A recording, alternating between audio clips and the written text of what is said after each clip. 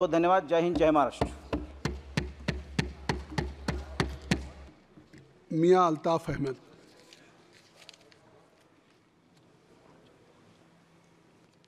Sir, मैं आपका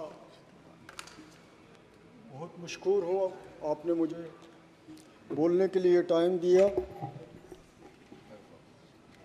मैं जम्मू कश्मीर से हूँ और हमारी हिंदुस्तान की सदर ने जब यहाँ पे अपना ये एड्रेस पढ़ा तो उसमें सबसे ज़्यादा और अवलीन जो बताई गई अचीवमेंट वो जम्मू कश्मीर के बारे में बताई गई, लेकिन साथ में ये नहीं बताया कि पिछले 10 साल से जम्मू कश्मीर में कोई इलेक्शन नहीं हुआ। हम एक इलेक्टेड, एक जमहूरी निज़ाम में एक मंतखब हुकूमत होती है। लोकल बॉडीज के इलेक्शंस हुए थे 37 सालों बाद। मैं असेंबली के इलेक्शन की बात कर रहा हूँ जनाब, कि असेंबली के इलेक्शन 2014 के बाद नहीं हुए। 2018-17 में वो असेंबली भी डिज़ाल्व कर दी थी। हम असेंबली के बग़ैर हैं आज तक, उसका ज़िक्र नहीं किया।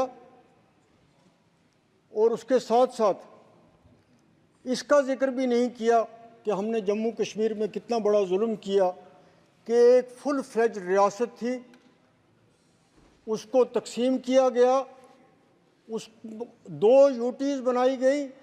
आज तक इस पार्लियामेंट की हिस्ट्री में ऐसा कभी नहीं हुआ कि एक स्टेट को तोड़ के यूटी बनाई जाए।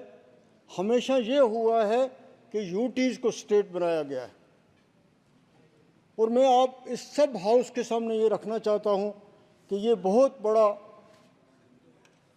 बड़ी नाइंसाफ़ी हुई है जम्मू कश्मीर और लद्दाख के लोगों के साथ, जिन्होंने इस फैसले को कबूल नहीं किया है। हम चाहते हैं कि हमारे जो हकूक़ छीने गए हैं उनको वापस दिया जाए, फ़ौरन इलेक्शन करवाए जाएं और हमारी स्टेटहुड फ़ौरन वापस की जाए। वहाँ के लोग एक जमहूरी अमल के ना होने से, मंतखब नुमाइंदे ना होने की वजह से बहुत ज़्यादा सफ़र कर रहे हैं। मैं आपको ये बताना चाहता हूँ कि हमारा जम्मू कश्मीर हाइड्रो इलेक्ट्रिक के लिए बहुत बड़ा पोटेंशियल है। वहाँ पे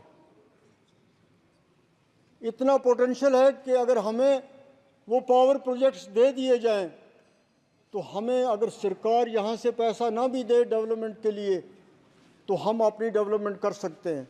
लेकिन बदकिस्मती की बात है कि वहाँ जब गवर्नर रूल हुआ, एलजी का राज आया, तो हमारे वो जो पावर प्रोजेक्ट्स हैं जिनको स्टेट की पावर डेवलपमेंट कॉरपोरेशन बना रही थी, वो एनएचपीसी को दे दिए। और आज हालत ये है कि इतना पोटेंशियल होने के बावजूद हमें आज वहाँ पावर मिल नहीं रहा है, और जो मिल रहा है वो भी आसमान की कीमतों पे मिल रहा है। इतना बड़ी नाइंसाफ़ी जो है, हमारे जो पावर प्रोजेक्ट, जो हमारा पुराना मुतालबा रहा है कि कम से कम हमें हमारे हाइड्रो प्रोजेक्ट्स जो हैं उनको वापस कीजिए, लेकिन उस बारे में कुछ भी नहीं कहा जाता। ऑनरेबल प्राइम मिनिस्टर ने 2 बार अपनी तकरीरों में ज़िक्र किया कि दिल की और दिल्ली की दूरियां जो हैं हम उनको कम करेंगे, लेकिन ग्राउंड पे कोई भी ऐसी चीज़ नहीं लग रही कि जिससे ये दूरियां कम हुई हों, बल्कि इन दूरियों में इजाफा हुआ है। साथ साथ आपने अपने भाषण में मेट्रोज़ का जिक्र किया, लेकिन जम्मू और कश्मीर के 2 बड़े शहर जो हैं उनके लिए मेट्रो के बारे में कुछ भी नहीं कहा गया। दोनों बड़े शहर हैं। श्रीनगर में लाखों की तादाद में टूरिस्ट जाते हैं और जम्मू में भी बहुत ज़्यादा यात्री जाते हैं, लेकिन उन दोनों के बारे में इस भाषण में कुछ भी नहीं कहा गया। आज इस जो यहाँ पे खुतबा पढ़ा गया उसमें ट्राइबल्स के बारे में बात की गई। मेरे से पहले भी 2 मेंबर्स ने यहाँ पे कहा कि बहुत ज़्यादा चर्चा की जाती है, बहुत ज़्यादा प्रोपगंडा किया जाता है कि ट्राइबल्स को बहुत कुछ मिल रहा है, बहुत बड़ी फैसिलिटीज़ उनके लिए हैं, बहुत बड़ी कंसेशंस हैं।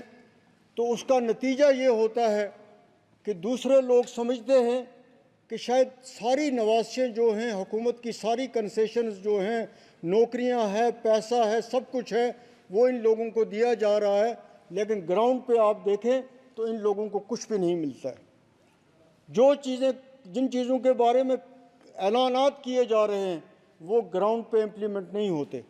मेरी तजवीज़ है कि ट्राइबल के जो मिनिस्टर हैं वो तमाम ट्राइबल के जो एमपीज़ यहाँ पे इलेक्ट होके आए हैं उनके साथ बैठे, उनसे पूछ के अपने प्लान बनाएं और ये देखें कि क्या जो पैसा यहाँ से जा रहा है, जिसके बारे में तज़किरा हो रहा है, क्या वो वहाँ उन लोगों के पास पहुँचता है। कोई ऐसी, हमें जम्मू कश्मीर में बहुत ज़्यादा मीडिया के थ्रू इस पिछले दौर में प्रोपगंडा किया जा रहा है कि हम बहुत कुछ इन लोगों के लिए कर रहे हैं, लेकिन वहाँ पे कोई चीज़ ऐसी ग्राउंड पे नहीं लगती है जिससे ये कहा जाए कि पिछले 5 साल में इनकी बेहतरी के लिए वहाँ पे कुछ हुआ है। आज जम्मू कश्मीर में बेरोज़गारी अपने अरूज पे है। पिछले 10 साल से रिक्रूटमेंट का प्रोसेस तकरीबन रुक गया है।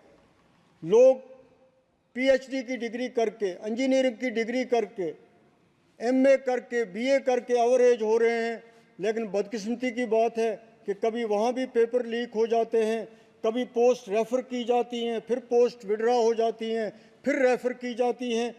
तो एक इस सेंसिटिव स्टेट में एक बेरोज़गारी इतनी बढ़ जाए, इस हमारी रियासत के साथ साथ पूरे मुल्क में इस वक्त बेरोज़गारी जो है अपने अरूज पे है। और सबसे बड़ा मसला जो है इस मुल्क को दरपेश है, ख़ास तौर पे हमारा जो जम्मू कश्मीर है उसको पेश है, वो बेरोज़गारी का मामला है।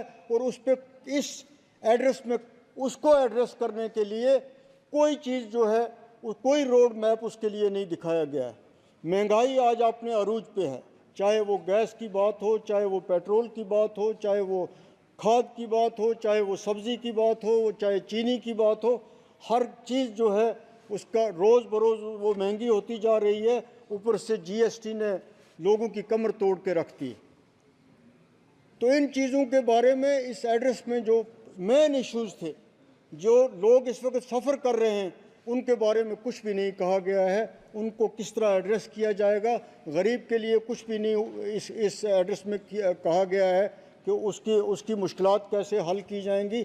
जम्मू कश्मीर में कई हज़ार मुलाजमीन जो हैं बेचारे, जो कैजुअल हैं, डेली वेजर हैं, फॉर सो मनी ईयर्स वो सड़कों पे हैं। अब उनको सड़कों पे भी नहीं आने दिया जाता। उनकी मुश्किलात को एड्रेस करने के लिए कोई भी कार्रवाई जो है वो नहीं हो रही है। एक सरकार भी वहाँ नहीं है और जो लोगों के मसले हैं उनके लिए भी कुछ नहीं किया जा रहा है। ना हमारे सियासी मामले में कोई पेशरफ्त हो रही है, ना हमारे इक़्तिसादी मामले में कोई पेशरफ्त हो रही है। इसलिए मैं पूरे हाउस से ये कहना चाहता हूँ कि जम्मू कश्मीर के बारे में जो कुछ यहाँ पे कहा गया, उतना कुछ वहाँ पे प्रैक्टिकली उसके बिल्कुल डिफरेंट पोजीशन है। और हम लोग जो जम्मू कश्मीर के हैं, हम सफ़र कर रहे हैं। पूरे देश के जो मेंबर यहाँ पे इलेक्ट होके आए हैं, उन्हें इस मामले में गौर व फिक्र करना चाहिए और अपनी आवाज़ यहाँ पे बुलंद करनी चाहिए। ख़ास तौर पे मैं इंडिया अलायंस के लोगों को, जिनका हम हिस्सा हैं, उनको इस मामले में मैं आज अपोजिशन के लीडर ने ज़िक्र तो किया एक लाइन वहाँ पे, लेकिन मैं ये चाहता हूँ कि ये ज़िक्र ज़रूर यहाँ अपोजिशन से होता रहे जम्मू कश्मीर के बारे में। बहुत बहुत शुक्रिया। श्री दीपेन हुड्डा जी।